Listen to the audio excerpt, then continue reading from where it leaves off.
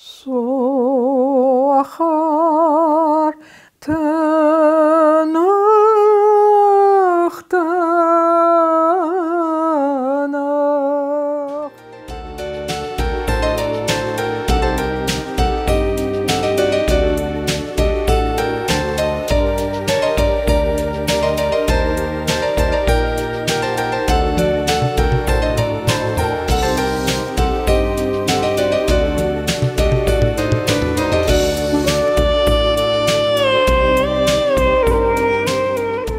Папа, значит, грузил все продукты вот в мешочках, там я знаю куда, все, и отправляли вот этим лошадкой маленькой вниз, где сбор всех людей.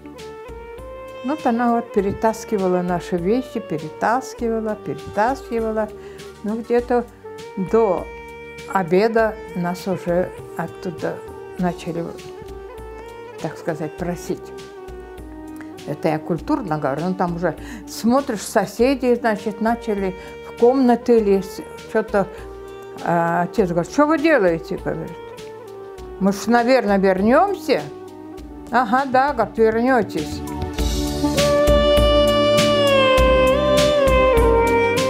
Всех начали раздевать догола и в огонь наши вещи. Мы все были вшивые, отстригли нас. У меня вот такие были длинные волосы, мои кучерявые волосы в огонь выбросили.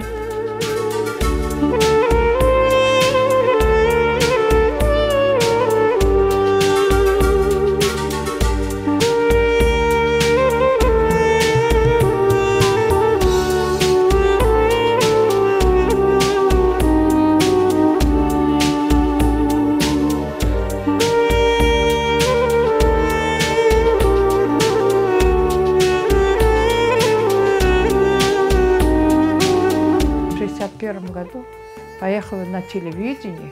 Целый месяц я репетирую там уже. Репетирую, все танцы выучила, все. А их собирают отправлять, значит, вот это, на гастроли. Меня, значит, отстранили. Я целый месяц работала.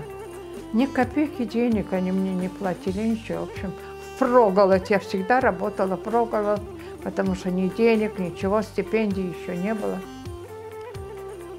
И из дома никто не помогал, у нас своих было нас много.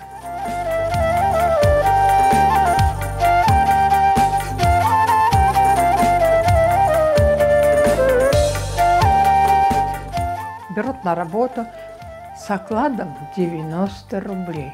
Я чуть в обморок не упала. Самая высокая зарплата была в хоровой капелле 90 рублей. Люди работали 10-15 лет уже, такие старые, закоренелые, как говорится.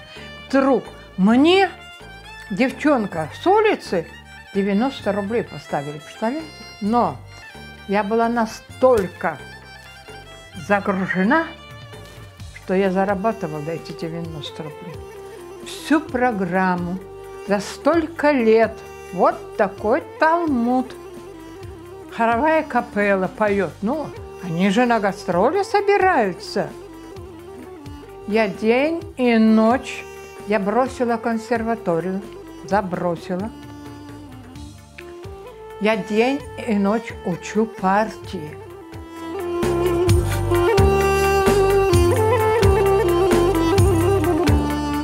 Ну, это была моя жизнь. Всю жизнь я хотела петь, я мечтала. Моя мечта сбылась, понимаете? Я очень в многих местах пела, но я пела.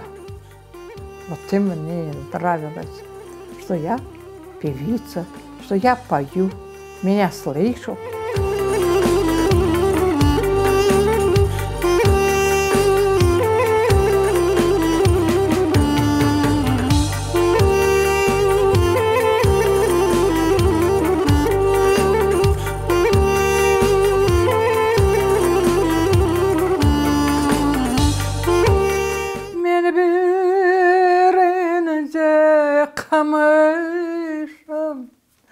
ateşlere yanmışım.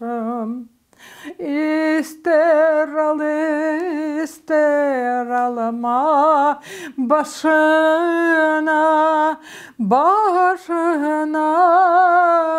başına yazılmışa.